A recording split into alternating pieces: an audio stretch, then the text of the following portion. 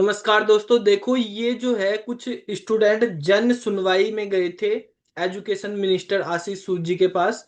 और वहां पर आप देख सकते हैं ये एक सेक्शन ऑफिसर में जो नेता है जन सुनवाई में, वहां पे उन्होंने कहा कि एज रिलैक्सेशन करा जाए।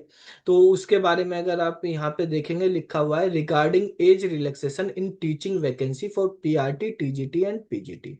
ठीक है, ये लेटर कहाँ से भेजा गया पहले ये समझ लीजिए। ये सेक्शन ऑफिसर ने भेजा है। और सेक्शन ऑफिसर कौन है? ये सेक्शन ऑफिसर एजुकेशन मिनिस्टर के वहां से गया है।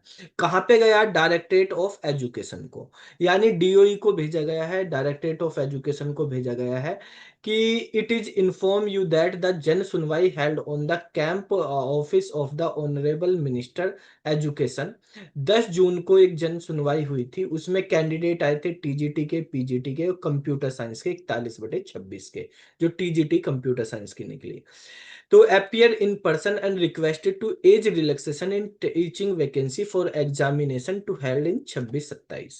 ठीक है, तो in this regard I am directed to forward herewith the above said self explanatory representation of your examination and necessary action as per rule. तो देखो बेसिकली जब ये आप जानते ही होंगे, अगर आप किसी भी नेता के पास जाते हैं तो कुछ रिक्वेस्ट करके वो हाँ हाँ हाँ बोल ही देते हैं सबको कि करवा देंगे करवा देंगे। ठीक है, मान लिया आपके गली मोहल्ले में भी कोई नेताजी आ रहे हैं तो उनसे कहेंगे कि हमारी सड़क बनवा दो, ये करवा दो, नाली साफ करवा दो, नाली बनवा दो। तो बिल्कुल बन जाएगी अभी 1 महीने में।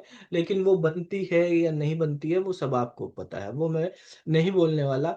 अब यहाँ पर ये लेटर जैसे सर्कुलेट हो रहा है, ठीक है, कि इसमें कहा गया कि एज रिलैक्सेशन दिया जाए, फीमेल को 10 साल का एज रिलैक्सेशन दिया जाए या कहीं कहीं 36 साल एज करी जाए, इस तरह की बातें वहां पे हुई थी।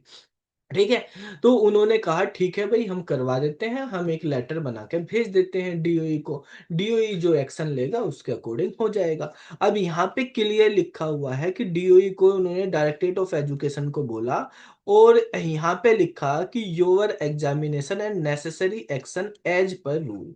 जो भी रूल है उस रूल के अकॉर्डिंग आप लेंगे। तो इसका मतलब ये नहीं कि रिलैक्सेशन मिल गई है और इसका मतलब ये भी नहीं कि रिलैक्सेशन नहीं मिली। वो उन्होंने अपनी तरफ से बोल दिया, अब ये डीओई के अकॉर्डिंग और रूल के अकॉर्डिंग निकाल दिया तो वो है। अब मिलेगा रिलैक्सेशन नहीं मिलेगा, क्या है क्या नहीं वो बात अलग है। लेकिन इसका मतलब ये नहीं है कि आपको रिलैक्सेशन अभी मिल गया, फॉर्म फिल होने स्टार्ट हो चुके हैं। ठीक है, ये एक रिक्वेस्ट भेजी गई है। ठीक है कि भाई वो कर लीजिए, यहाँ पे लिखा हुआ है, ये डायरेक्शन दी गई है कि भाई रूल के अकॉर्डिंग आप देख लो, अगर रिलैक्सेशन मिल सकती है तो दे दो, नहीं मिल सकती तो मत दो। ठीक है, कोई ऐसा नहीं कि हार्ड एंड रूल कि आपको देनी ही देनी है। तो रूल के अकॉर्डिंग देखेंगे तो उसके अकॉर्डिंग अगर मिल जाए तो बहुत अच्छी बात है कि 10 साल की रिलैक्सेशन मिल जाए। ठीक है, या फीमेल को 10 की या बाकी के लिए भी 36 हो जाए तो काफी बच्चों का फायदा हो जाएगा। यहाँ पे बाकी जगह मिलती है, यहाँ पे सबसे कम दिल्ली में ही है। तो बेसिकली ये जो है एज रिलैक्सेशन के बारे में है, ये एक रिक्वेस्ट करी गई है डीओई के उसमें। तो इससे एग्जाम की डेट एक्सटेंड होना, अभी जो है जो फॉर्म फिल हो रहे हैं वो तो आपकी लास्ट डेट 15 जुलाई है वही रहेगी। बाकी अगर ये कभी होता है तो उनके लिए अगर पहले ही हो गया, एज रिलैक्सेशन मिल गई, तो भाई इनको इंक्लूड कर देंगे। बाद में कुछ हुआ तो बाद में उनके लिए अलग से निकल जाएगा फॉर्म।